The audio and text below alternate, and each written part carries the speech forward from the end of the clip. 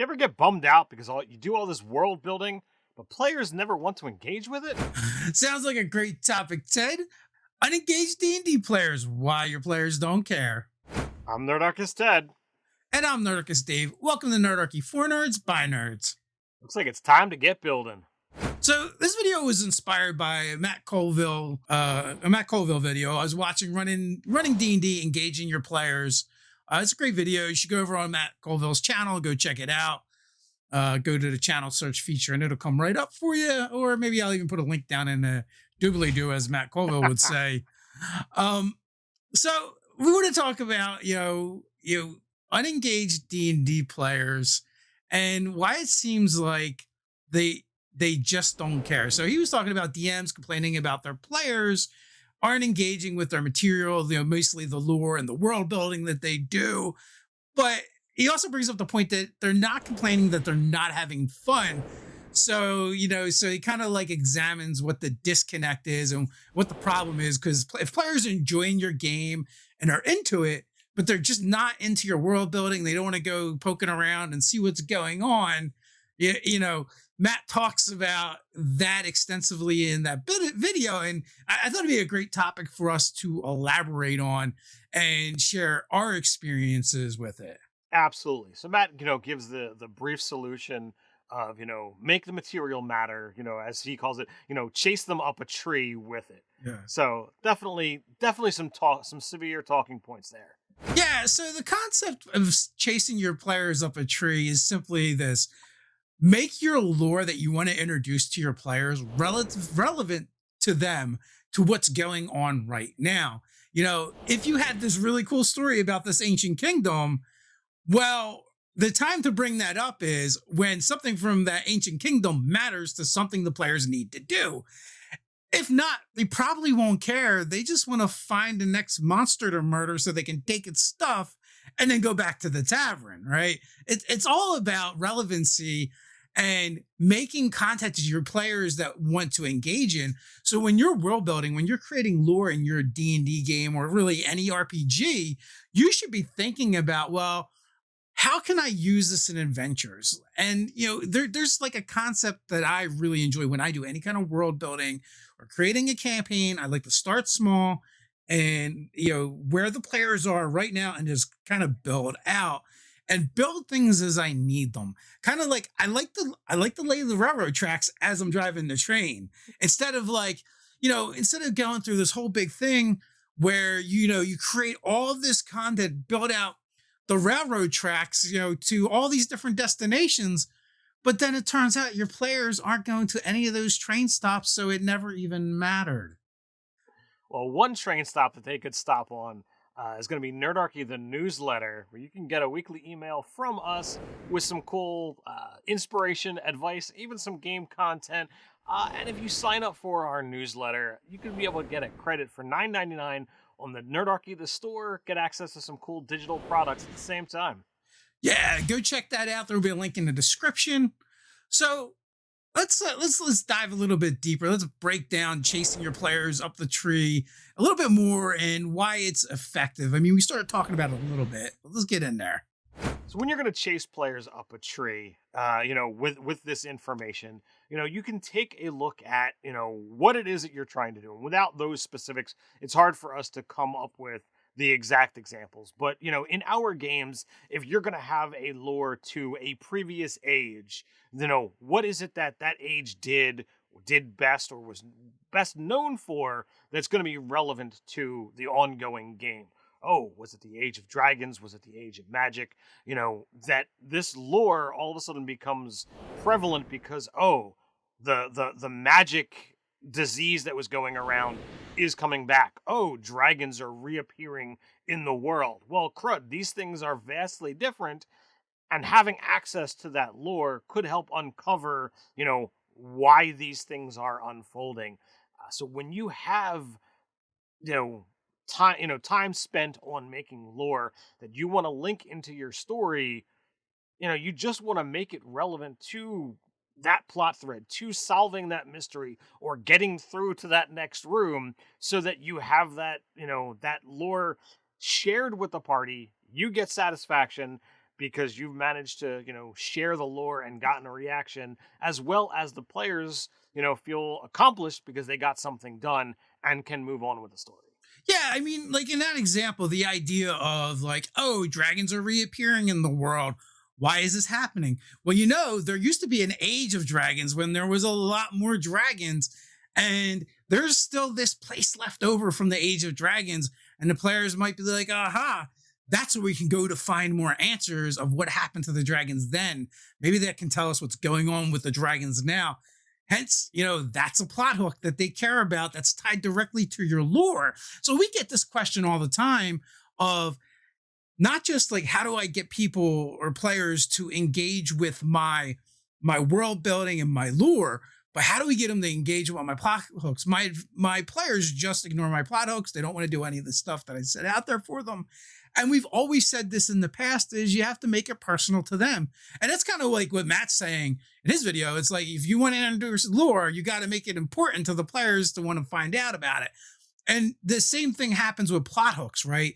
It's come up over and over again, in our own games, where it's like, oh, why aren't the players doing the things that I put out there? Like, I put all these cool things out there and they won't want to do anything. It's because it doesn't have anything to do with their characters, right? It doesn't have anything to do with them. They're like, well, that's like 4 kingdoms over. I got to walk past the place with the good bread to even leave the town. And, once that I hit the smells of the good bread at the bakery, I just want to stop and eat the good bread. I mean, don't they got their own adventurers 4 kingdoms over, or at least 1 kingdom over, they can go handle that? But if you go, yo, in the kingdom that your character is from, news has come that a plague is sweeping the land, and you haven't heard from your sister in a long time. Then the players are like, oh, what's going on with my sister? She usually writes me letters. Is my family okay? What about the farm? What's happening? So then you make this stuff really personal to them. And, not only will they engage with the lore of your world, they'll engage with your plot hooks when you can find ways to pull them in and care about it. Matter of fact, you don't have to make them do anything. All you have to do is say the thing. They've already told you this is important to them because they're like, my character is from this place. So all you're doing is taking the information that they've already told you is important to their character and giving it back to them. In that example, Dave mentioned, the place with the good bread. That was something that the players wound up incorporating within the campaign world that Dave and I were running for quite some time. So like in that specific example, I took that NPC, someone that they created as part of their, oh, we're just going to role play in this town. Of course, there's some place to go to get something good to eat, but that was a player created thing. Well, I took that NPC and I wove some stories for them to interact with. You know what? Well, we're gonna go to Evanwinds, the place with the good bread. You know what? They're closed today. What are they gonna do when the place that they want to go isn't there? Well, they're gonna have to solve this mystery. Why is he closed? Why is he missing? What happened? In the case of the example with the sister who stopped writing, it's possible that the letters have gone missing and she's fine, but something is happening in between the two towns. It could be that's just a ruse, and then somebody has a nefarious plot thread going on and is intercepting the letters just to get the players out of town. Regardless of what the catalyst is, you can insert this moment of change, this catalyst, to make the players do something that they wouldn't actually do because it directly involves an NPC that they care about, someone that either through backstory or through play that they have decided they actually, those characters actually care about. Yeah, I mean, there's so many good ways to do it, and like getting those plot hooks going. You figure out there's a plague, you tie it to them personally. They investigate the plague. It turns out this has happened before. Some evil sorceress, evil Lynn maybe back in the day, created it. Well, now that you have to delve into the history of the evil Lynn sorceress and figure out what's going on there. But It also kind of like raises the question, like, why world build at all? As a GM, is it worth it? Let us know why you build down in the comments. Give us some of your favorite things that you built in your worlds as well. And if you want to appease that YouTube algorithm, do all the things that make them happy, like, share, subscribe. You know the drill. As a quick reminder, we drop new Nerdarchy videos every Monday, Wednesday, and Friday. So just come on over by the channel and see what we got new for you. All right, so let's address, if players don't care, why world build at all? Yeah, so I mean, one of the biggest things is if you just enjoy world building, that's fine, but do it for your own enjoyment. Matt even brings this up, and I agree. Like some people just like to do it, but don't get upset when your players don't want to engage with it and they don't care what's going over on in this other kingdom or these throwaway places that you mentioned. Instead, you want to give them lore through story. I've talked to lots of GMs over the years, exponentially more so after starting Nerdarchy. There's a rich community out there, and I've found that a lot of GMs who really get into the world building do it because they love, creating these rich worlds that exist. And some DMs, oh, well, my players just don't interact, and that's okay. They have that stuff, and it can be used for when players wind up choosing to make that interaction. And if you've got an ever growing world, well, you know what? Keep running things in your world, keep building, keep playing. And when, something winds up happening, when stories connect, when characters interact, that's going to come up, and it's going to happen eventually. But if you enjoy world building for world building's sake, don't stop. Have fun with it.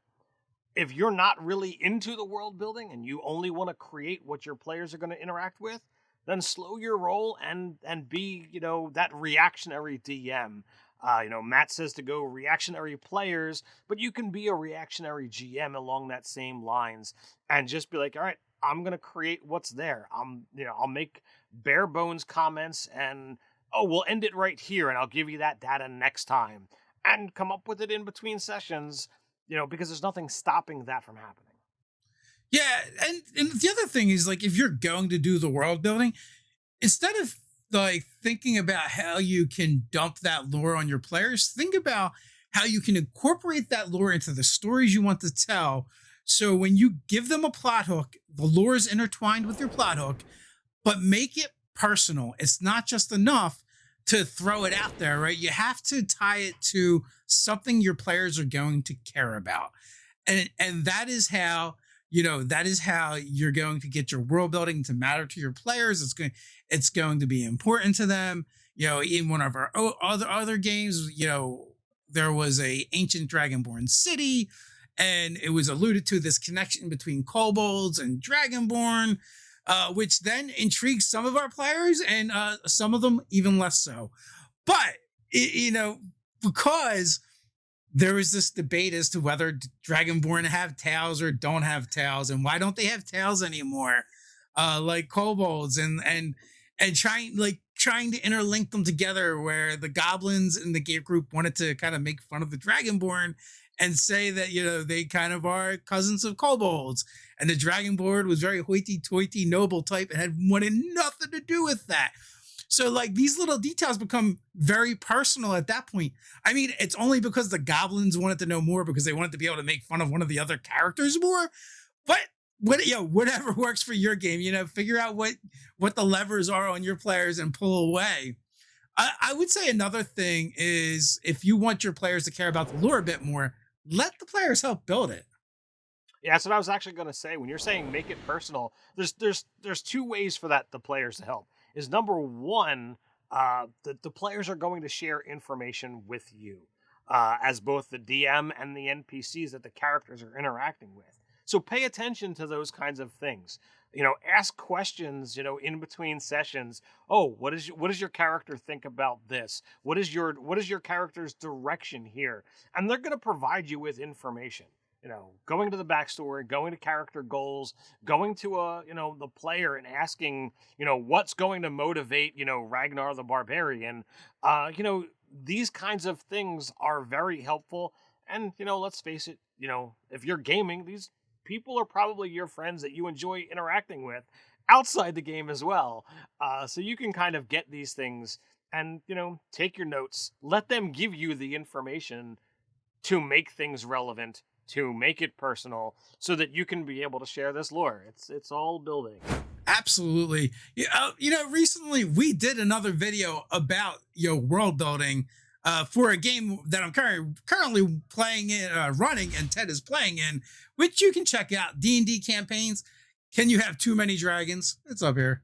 If you want to help support us to keep making videos like this one, consider becoming a patron over on Patreon.